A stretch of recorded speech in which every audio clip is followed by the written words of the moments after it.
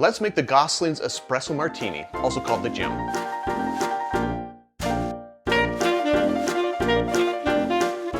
To make this drink, we are going to start with our simple syrup. We're going to put in half an ounce of simple syrup. Half an ounce is 15 milliliters. And I do make my own simple syrup. This is a 1-to-1. Recipe for this is on the channel if you'd like to check that out, link down below.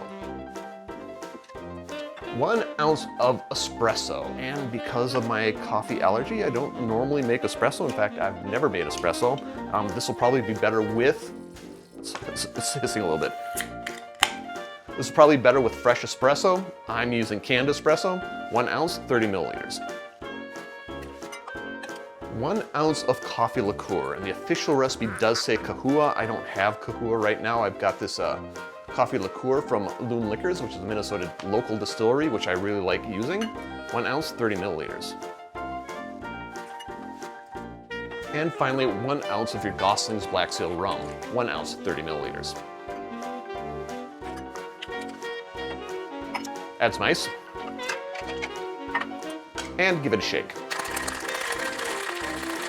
The official glass for this is a coupe, and they want me to fill the coupe with ice.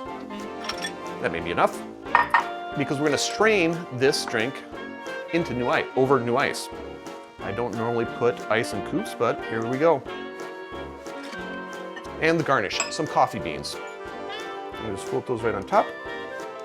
I'm using 5. You can use however many you want because the recipe doesn't specify. And there you have it. The gem filled to the brim. Drink with good spirits. I'm not going to.